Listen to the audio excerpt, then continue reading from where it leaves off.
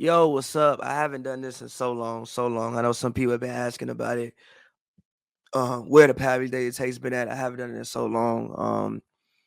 Schedule was just busier. Schedule is a little bit less busy now, so I have more time to do these things on a daily basis. So yeah, I'm back. Shout out all of y'all that even wanted me to continue to do them. I appreciate you guys missing them and wanting me to continue to do them. So shout out, like I said, shout out all y'all. And let's get to it. So today I would just want to talk about quickly. I don't want to make these too long, but quickly. I do talk about Joel Embiid and the season he's having. I think I tweeted the other day. That he needs more MVP love, and I think he does. I think right now, before today's game, I know Embiid is not playing today. I think he's out because of rest. But before today's game, the Sixers sit at they are third. The Sixers are third. They're third in the Eastern Conference with a record of 30 and 19. A game and a half back of the first seed. They're on a 4-game win streak. Um, I think the man needs more MVP love. Like when I look at teams, and people will say Giannis was up there, KD was up there, but KD's hurt. I think people say DeMar DeRozan, but I think the Bulls. I never really was the biggest component of the DeMar DeRozan MVP love, not because DeMar DeRozan hasn't been balling, but because you had somebody on your team basically averaging the same exact stat line as you. I know he did hit a couple game winners. I know the Bulls have had a complete and total resurgence this season. I'm happy that they had a quick and total resurgence this season. Um, I think it's incredible for the city. Me being from Chicago, I can't wait to go back and hopefully go to a Bulls game. I just want to see what the energy is like. I feel like the Bulls haven't had this much energy around their basketball team in a decade, really, since the D Rose years. And I don't think those teams outside of D Rose were as fun to watch as these Bulls teams are. But with that being said, I still wasn't the biggest fan of the DeMar DeRozan MVP love. I think Jokic is having a incredible season. Arguably a better season than what he was having last year. They are on like a 5-game win streak, but I don't think their team will win enough games to warrant him being a back-to-back MVP. I think Steph, obviously, since mid-December, early December, since he got the record. I mean, they still been winning basketball games, but Steph wasn't looking like the Steph he was looking like early in the season when he was lighting it up. His shooting has fallen off a little bit. I mean, still playing good basketball. Like I said, they're still winning games.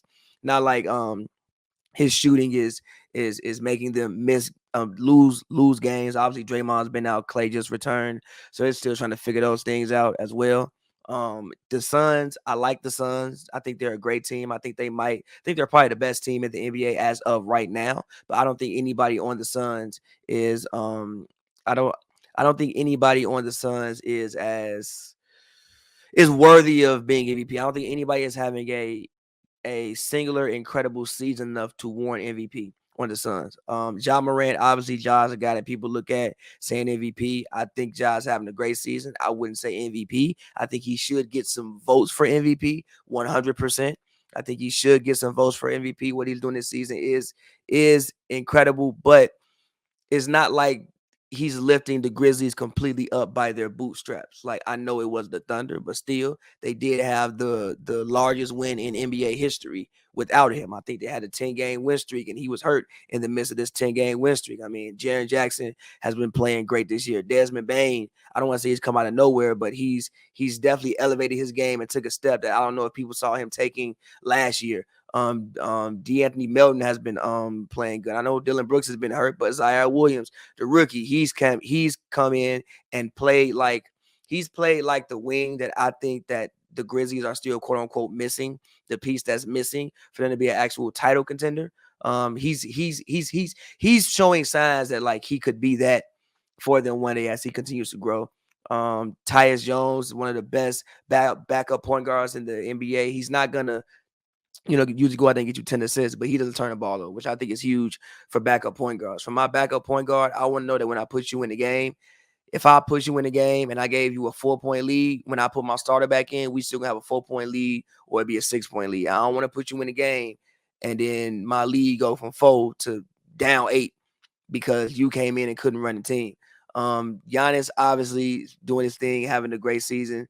But I don't think Giannis is doing something this season so above what we've seen him do in past years to warrant him winning an MVP this year as well. Like what he won, if I'm not who was the MVP? Jokic won MVP last year, but he was back to back in the 2 years before. I don't think he's doing something so incredible this season that warrants him getting MVP again, even though he is having a great season. I know it sounds crazy to say that, like, that I'm being kind of like biased towards his performance, but when I look at MVP, I think about somebody who is having a otherworldly season. And right now, I think Joel Embiid is doing it. I mean, obviously, there's been so much talk about, Simmons not being there. I know people have their feelings about Ben Simmons, but Ben Simmons is still one of the best. I don't personally think you can name 25 basketball players in the NBA better than Ben Simmons. So you're missing a top 25 player. You're missing a guy who is probably the best defensive guard in the league. You're missing him. You're missing one of the better playmakers in the league. You're missing a guy who, I know people talk about his shooting, but the fact that he plays the position he does, he's still a matchup nightmare, I think, for pretty much any team in the league. And you're missing that. And he's not because he's hurt or something. He just doesn't want to play because he is mad at the organization. And the organization won't trade him because they have devalued. I don't know if they devalued him so much or if Daryl Morey is just playing hardball and hard to get and wants a trade that he's not going to get. Or maybe he knows something that I don't know and he'll get some trade that I didn't foresee him getting. A trade that I think could be cool for them is Bradley Beal for Ben Simmons. Reason being is because of the fact I think Bradley Beal is up for, I think he has a player option after this year. I can't imagine he would play on a 1-year player option just because of the uncertainty of that. But I don't know if you look at where Washington started the season, Bradley Beal himself is having. I don't know if you want to pay him max contract money. And if you don't want to do that, Benson, I think the money damn near works out evenly. Ben Simmons is a guy that you get him on your team. He's there for 4 years. He's still 20, I think he's 25 years old, something like that. So you have another young star who I still think has loads of potential left. I know people talk about that pass in the Atlanta series and everything else and the points he scored, but I've cited him many times and said that I don't think that they always use him in the best way. I don't see how you have a guy like that and you aren't okay. He can't shoot, but run plays for him that don't involve him shooting the ball, like put him near the basket. So whatever. But regardless of all this, all of the drama that they've been having, Embiid has been the one constant. He has been balling. He has been improving his game every single year. I mean, right now he's averaging 21.9, which is the most points he's ever averaged, 10.8 rebounds, which is not the most rebounds he's ever averaged, but it's still a ton of rebounds. He's averaging 4.4 assists, which is the most rebounds which is the most assists he's ever averaged. And he's currently at 3 turnovers a game, which is his lowest. And then when you look at the Sixers, they actually use Embiid, kind of how the Nuggets use Jokic a lot, with obviously Ben Simmons not being there. They run a lot of their offense through Joel Embiid. If you guys look at the way he's scoring the ball, he pretty much has every shot a big man could possibly have. Like he has a midi. He obviously his post moves. He's stronger than pretty much anybody. He finishes well. He's good at getting to the line. He's taking how many free throws a game? He's taking 9 free throws a game, like 9 free throws a game. So so even if he has a bad night, even if he's shooting off, he's still coming away with 20 points probably in his sleep because of the fact 10 of them are going to come from the free throw line. He's an 81% free throw shooter, so it's not like you can foul him. He's shooting 81% this year. Three-pointer, he's shooting 36% from the 3-point line. 50% from 3 is 49. You maybe will want it a little bit higher because he's a big man. You maybe will want about, 52, 53. But still, the man is having an incredible season. I mean, if you go by the splits, he's just getting better every single month. I think this season he started off a little bit. I don't want to say slow, but I felt like he was working his way into the season. And now if you go month by month, like let's just look at it. October, 21, 8 and 3. November, 25 and 12. December, 29, 11. January, he's played 14 and through this is the last day of January. So throughout the whole month of January, that man has averaged 34, 10, and 5. I don't think there's been a better player I think arguably he's been the best player. Actually, I wouldn't even say arguably. I would go out on a limb and say he has been the best player in the NBA this season. And I don't think that he's getting enough personally. I don't think he's getting enough MVP love. And I mean, with the way that he's playing, even if they don't trade Ben Simmons, as long as this team is healthy, they're on the court, they can continue to gel. I still think this team can make a deep playoff run. Like, I mean, when I look at who's out there, I think that the Bucks and the Heat could possibly beat them. But outside of the Bucks and the Heat, I really don't see a team that could possibly beat them. I mean, even a team like Brooklyn. Brooklyn to me is still a concept, right? And the issue with Brooklyn is I think they played so Russ, AD, and Bron somehow this season. I don't know how. I don't remember these games, but they somehow played 13 games together. The Brooklyn Nets, as a total, in the past 2 years, with Harden, Kyrie, and Kevin Durant, have played 13 games together. This is not the halfway point of the season. We are past the halfway point of the season. The Brooklyn Nets have played 49 games. That means if my math serves me correctly, they have 33 games left. Kevin Durant is hurt right now. Kyrie Irving is a part-time player. And James Harden has 2 injuries that he's nursing right now.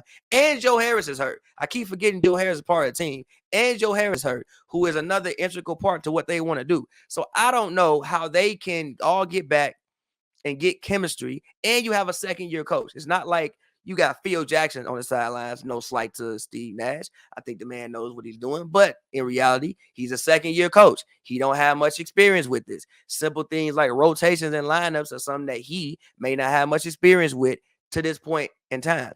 So when I look at the East, every team has questions. The Bulls, right? Okay, Lonzo hurt. Caruso fractured his wrist. Patrick Williams is out. Also, Vucevic and Embiid, that's 40 and 20 every night. If I'm in a series, that's 40 and 20 probably every night. If not 40 and 20, more realistic, that's 35 and 15 every night. I feel very confident in Joel Embiid being far and away the best player on the court in that series. I think a team like Cleveland could give them some issues. I don't think Cleveland would win. I think but I think they could give them some issues. And when I look at everybody else, I don't really see a team outside of Miami and the Bucks who can beat them. So they could still make a huge deep playoff run, even if they don't trade Ben Simmons. And if they do trade Ben Simmons, as long as they get the right pieces back, I don't think they need much, especially with the way Embiid is playing, as long as he stays healthy. I mean, Tobias, I don't want to say he's overpaid because he got what the market said he should get when he got the money, but he's still a good player. I think he's playing probably one spot too far up. Tybal is a really good defender. Especially with Embiid behind him, especially with the, obviously I don't think Embiid is Hakeem defensively, but he's definitely not no slouch defensively. He's definitely a positive there when it comes to the defensive side of the basketball. You have Tybal, you have Tyrese Maxey, who's a guy who's been continuing to grow this year. You have Niang off the bench, you have Court Marks off the bench, you have Seth Curry, who's also one of the best shooters in the league. So they don't need much to me to be able to make an extreme deep run. And even if they don't get much or they don't get anything, I still think they can make a solid run. Also, the buyout market is coming up. You never know if Philly might get somebody. So all in all, man, I just want people to put more respect on Joel Embiid's name and what he's doing this season. I think he's very worthy of the MVP award. I mean, I even think last year before he went down with the knee hyperextension, I think in many people's minds, he was the MVP of the league last year. So this year with what he's been doing so far in January, but also so far over the course of this season, if I'm not mistaken, he's second in scoring right now. He might be first in scoring. If I actually look, Embiid he's second in points per game, but that's because KD is at 29.2, Embiid is at 29.1. But in my book, he's first because he's been out there. I don't want to say every night, but he's been out there a lot of the nights. He's played 38 games this season. Kevin Durant has played 36 games this season. And Embiid has missed some time because of COVID, obviously. So, yeah, man, I just think Joel Embiid so far, like I said, is the MVP, and I want some people to put more respect on his name, and I don't feel like he's in the conversation the way that he needs to be in the conversation. So, as I said, I'm going to try to consistently bring these to you more consistent. My schedule looks like it's freed up a little bit, so hopefully I can bring these to you daily. If not daily, at least like more times a week than what I was giving them to you. So yeah, man, it's been Pavy Daily Takes. Follow me on first of all, follow this page, Pavy Daily Takes, and then follow me on Twitter at Pavy World. Follow Hoops and Brews. I have new music coming out. So look out for all of that, man. Look out for all of that. The Bachelor coming soon. Go check out Soft Lips. It's out right now. I think it's over like 400,000 plays on all platforms. So yeah, make sure y'all go check that out, man. And until next time. Every time they see me, they say that's a move. Every time they see you, they say that's a move. Every time they see us, they say that's a move. That's a move. Yeah. Teriyaki salmon, ocean prime. That's a move. I just closed on the crib. That's a move. She sent a text that said she. That's a move. Yeah, that's a, yeah, that's a, yeah. Teriyaki.